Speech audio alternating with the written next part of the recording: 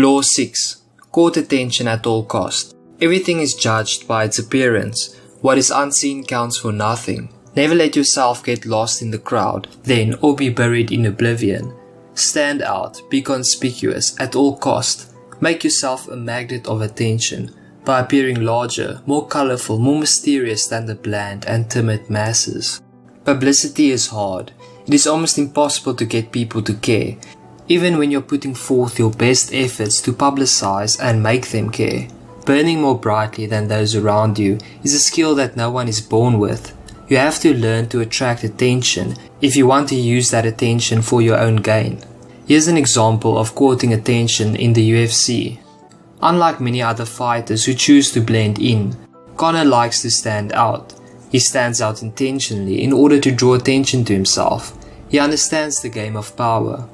In the UFC, it isn't about your fighting ability, it's about how much money you can draw in for the company. Many fighters choose to ignore this fact and then complain about not being given the proper credit. Conor, however, embraces it and attempts to court attention at all cost. He does this in the following ways. The first way is flamboyant clothing. He often wears high-end clothes, bright colors and anything that stands out.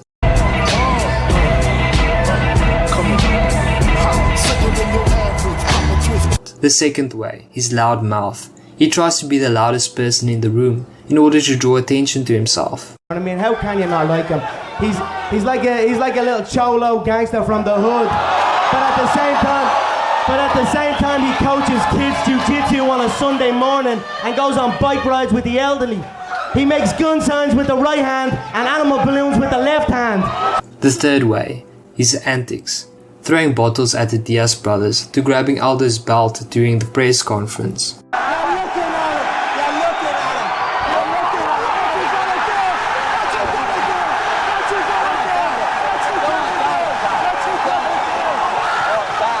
The game isn't about being liked by other fighters or even by the fans. The game is about having people constantly interested in you. 6 ways you can court attention. The first way, attack the powerful. If you find yourself in a lowly position that offers little opportunity for you to draw attention, an effective trick is to attack the most visible, most famous, most powerful person you can find. By attacking the powerful, you draw attention to yourself, attention you can use. What's good about it? Well, I guess what's good for you is I made you just like how Oprah made you. You were nothing before I came on this show. Would you even believe me if I told you that Cash Me Outside girl Danielle Bregoli is set to be a millionaire by next year? Cash Me Outside girl is cashing in on her social media influence. The second way, keep reinventing yourself. Once in the limelight, you must constantly renew it by adapting your method of courting attention. If you don't, the public will grow tired, will take you for granted and will move on to a newer star. The game requires constant vigilance and creativity. The third way, be unpredictable.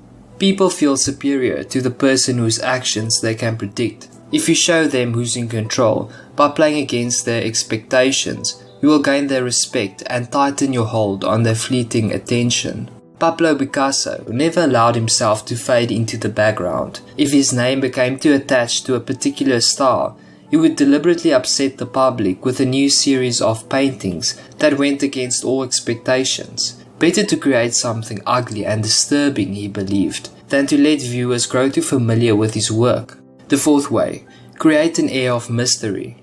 In a world growing increasingly banal and familiar, what seems enigmatic instantly draws attention.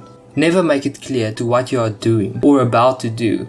Do not show all your cards. An air of mystery heightens your presence. It also creates anticipation. Everyone will be watching you to see what happens next. The fifth way, better to be attacked and slandered than ignored. It is a common mistake to imagine that this peculiar appearance of yours should not be controversial, that to be attacked is somehow bad. Nothing could be further from the truth. To avoid being a flash in the pan and having your notoriety eclipsed by another, you must not discriminate between the different types of attention. In the end, every kind will work in your favor. When you get these terrorists, you have to take out their families. I would bomb the shit out of them. And that's right. I'd blow up the pipes. I'd blow up the and I'd take the oil. And I said, I'll take the oil. Ignoring the Geneva Convention, alienating Mexicans, these are the kind of statements that make you unelectable. If he were to call Mexicans rapists the day before the election, he would lose. But Trump isn't trying to get elected, at least not at this point. He's trying to draw attention to himself. All in all, he gets $2 billion worth of free media coverage. And he uses that time to reinforce the idea that he's winning. Welcome personal attacks and feel no need to defend yourself. The sixth way. Make yourself appear larger than life. Society craves larger than life figures, people who stand above the general mediocrity. Never be afraid, then, of the qualities that set you apart and draw attention to you. Court controversy, even scandal. In the beginning of your rise to the top, you must attract attention at all cost. But as you rise higher, you must constantly adapt, but it must be measured and under control. Reversal to this law. The attention you attract must never offend or challenge the reputation of those who have power over you. Understand that there are times when it's not in your interest to be the center of attention. When in the presence of a king or a queen, for instance, or the equivalent thereof, bow and retreat to the shadows. Do not compete. My king. My king. My lords, shall we begin?